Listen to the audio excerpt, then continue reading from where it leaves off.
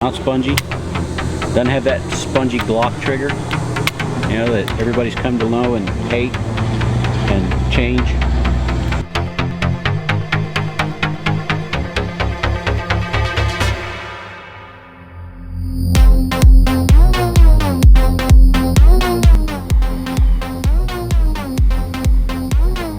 Good morning. Have you ever felt like you've done this before, sort of like a sense of deja vu?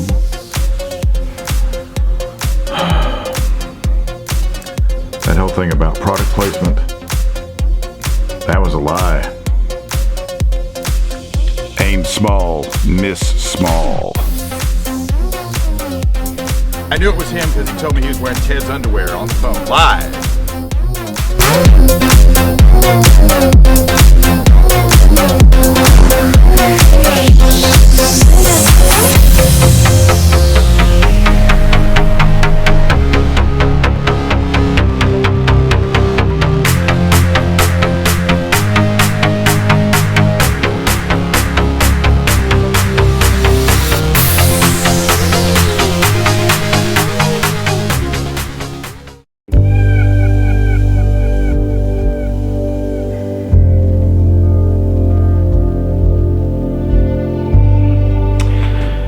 Hello and welcome to the Diary of an Ex-Glock Fanboy, Part 2. That little bit that you just saw, that little time lapse. Go out there and try something that you haven't done. Go out there and do something that you want to try. And shout out to Jeff Adamson for getting back on that bike and getting past that heart attack. Now, the other day when I went out to the range to test the H&K VP9, as I continue my quest to be an ex-Glock fanboy, I took another gun out there. Now, this was not the gun I was supposed to take. Originally, it was going to be a Canik TP9 Sfx. I got ready to go with it. I was very impressed with the gun for the price point. It comes out of the box in a lot of ways ready to go. It's a very custom gun. It's sort of a race gun, sort of a competition gun. 20 round capacity. And then I think Thursday of last week, Century Arms did a recall on them. So the Canik, as they call it, the Canik TP9 Sfx, that went back, and instead out to the range we went with the CZ P09. In the 1980s, when we were in the military, when we were transitioning from the 1911 to the 9mm, a lot of guys in my unit in Europe went out and bought CZ 75s because at that time, CZ was supposedly the best 9mm double stack Wonder 9 in the world during that time period. I've never owned one. Never really even shot one. So for me going out there today, and this is a totally different kind of pistol. This is a double action, single action. This one is set up as a decocker. Suffice to say, I was shocked with what I found. Okay, the double action trigger on this gun.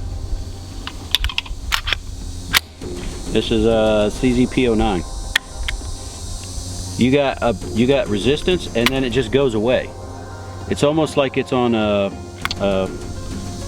like a cantilever, I guess would be the word, where you've got no stacking. It's just a steady. It's like it's rocking.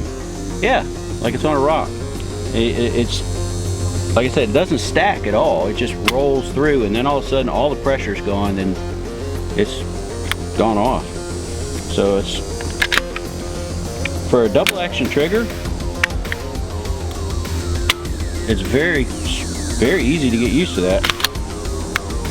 Really nice reset and a really nice single action pull. Not spongy. Doesn't have that spongy Glock trigger, you know, that everybody's come to know and hate.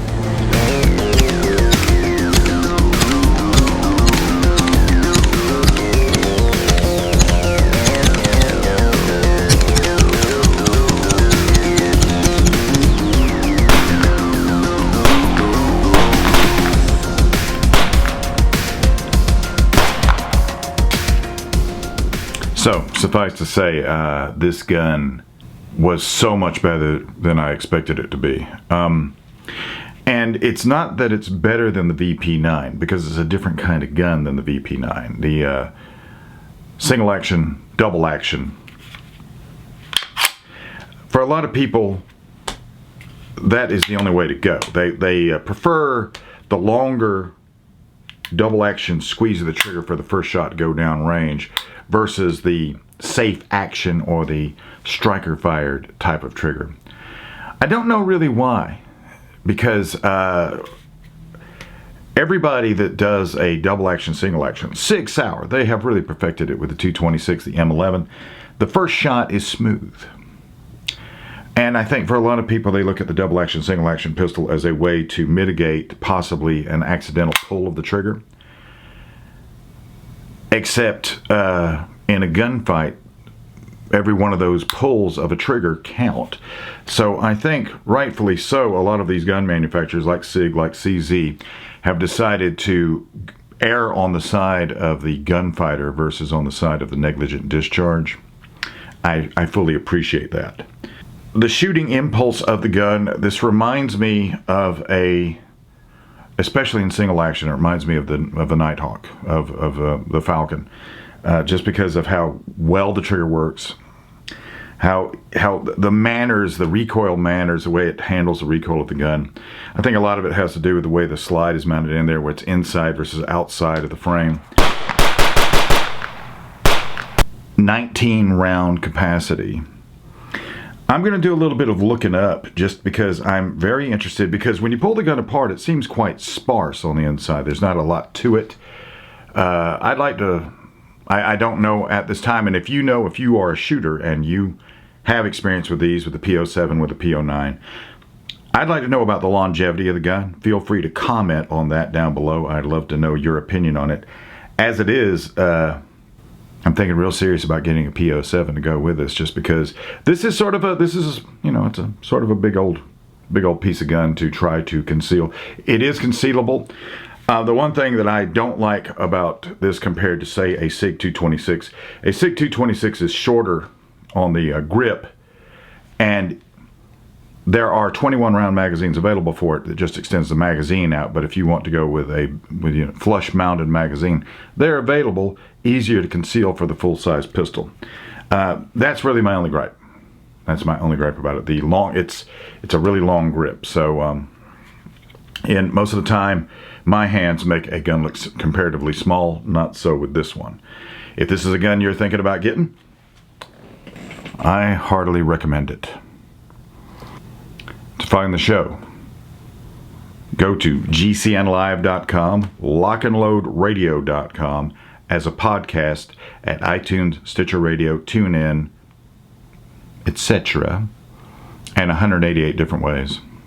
For business opportunities, and when, you know, I am a syndicated radio show, but it's also a podcast and it's also a YouTube channel, so this is a multimedia thing with all kinds of integration involved, and that's just what I bring. But for business opportunities, contact Charles Anderson, charles@gatmarketing.com. He specializes in helping you, whether it's getting the word out on you, social media, website, search engine optimization, whatever it is. He specializes in you, the gun industry. And of course, last but not least, it has never been about gun control, not once, not ever. It has been, it's always going to be about total control. Stay tuned, because it's about to get really interesting.